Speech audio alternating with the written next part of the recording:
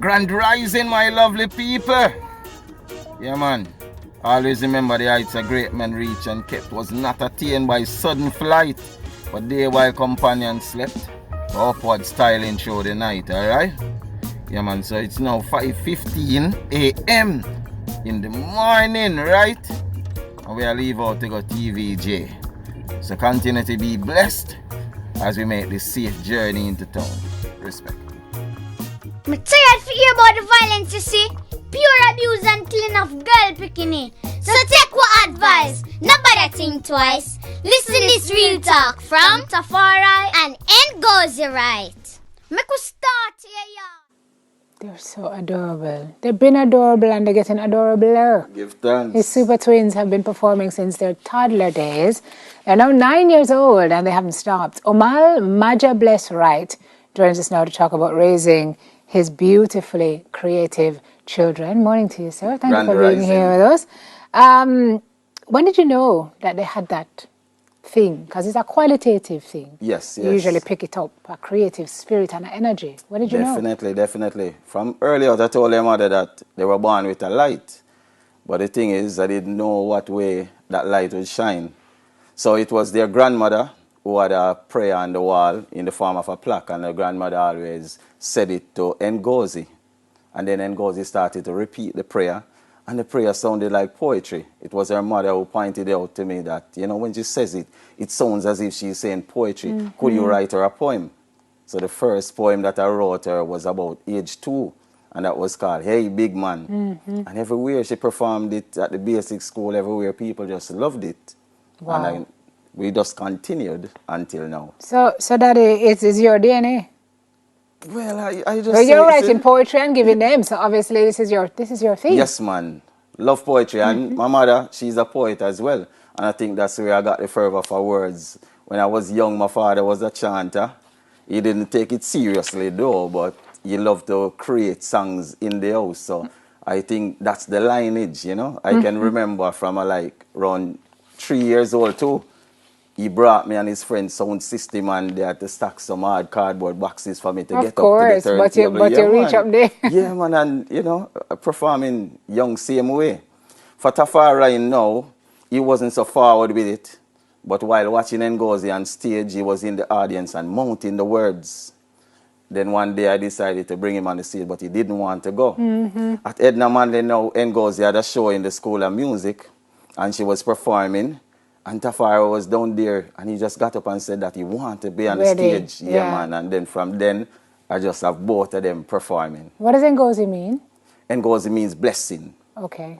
And Tafari? Well, Tafari means creator, because Rastafari is head creator. I thought it would have been something. I just wanted to make absolutely sure. So what are you doing with them now? Because we know in 2019, the two of them made a storm in Parliament. Yes. That's when a national spotlight was shining on them, because they were among the first kids in history to speak in Parliament, and they were sharing their views on crime and violence and protecting children and so on. It must have been a huge honor for you and for them. Yes, man. Very, very huge honor. And as you said, their name means blessing, so it's a blessing with both of them, Well, what they're doing now, nothing is planned, because I don't want this to feel like work for them. Mm-hmm. So each time something comes along, I will ask if they want to do it. If they don't, because there are a lot of times, they say that they don't want to, so you don't see anything coming out. But there are times when most Ngozi, she would come to me with ideas, so let's do this, let's do that, and they would jump on it. So none of that was planned. The Parliament came because of the CMA Big Man poem. She was performing it a lot, and then Empress saw her and took her on the road, and then the opportunity came for her to speak in Parliament through Empress and UNICEF. So that's how that came about. Then with the Miss World thing, because she performed for Tony and Sing, when Miss World won, I penned the poem in the night there, and by the morning, Ngozi was up saying the poem.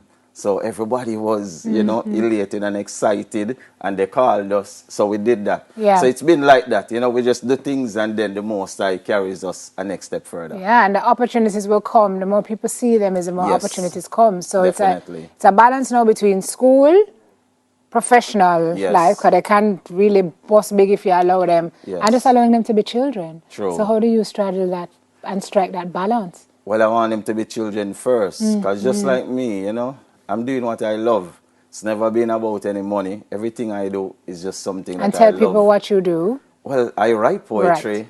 I'm a drama teacher, graduated from Manley College.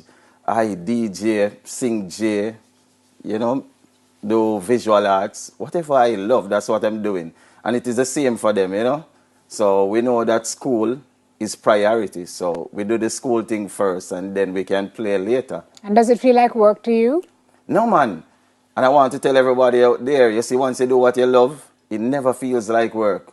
I didn't know enjoy about doing that, this. No, Daddy. it's true. Believe All right, me. When I'm in the studio, I don't even know if it's day from night. Yeah. Sometimes I go there in the day and when I step out, it is Pitch black. Pitch black, you know, because I enjoy what I'm doing. But they have other plans. Ngozi wants to be the first female Governor General. Yeah, she's been saying that from she's this high.